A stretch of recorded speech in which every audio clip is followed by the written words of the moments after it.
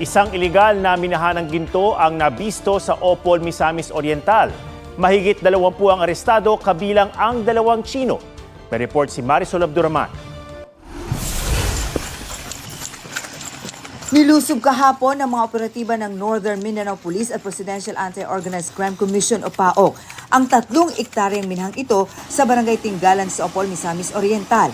Inireklamo ng ilang civil society group at environmentalist na sand and gravel extraction lang daw ang hawak na permits nito. Pero ang minimina pala, ginto. We validated those information at nag-conduct po tayo ng operation gold mining. Ginto, yung mga minimina po nila. Yung mga mineral ores na sacks of mineral ores na nakuha natin is ipaprocess pa po iyon at yung magiging output po nun is yung gold. 24 ang inaresto. Ang nakagugula, 2 sa kanila, Chinese, na itinuturong manager at operations manager ng minahan. Tumanggi silang magbigay ng komento sa media.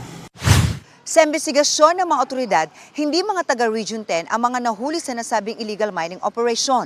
Ang 2 namang Chinese national, wala raw na ipakita ni anumang dokumento. Kumpiskado ang halos 31 million pesos ng mga heavy equipment, gaya ng 2 backhoe. Iniimbestigahan kung gaano nakatagal nag-ooperate ang grupo sa minahan at kung may sangkot na government official. Marami na po talaga ang nabungkal, marami na po nasira po talaga ang nasabing area sa pagmimina po nila. Marisol Abduraman, nagbabalita para sa GMA Integrated News.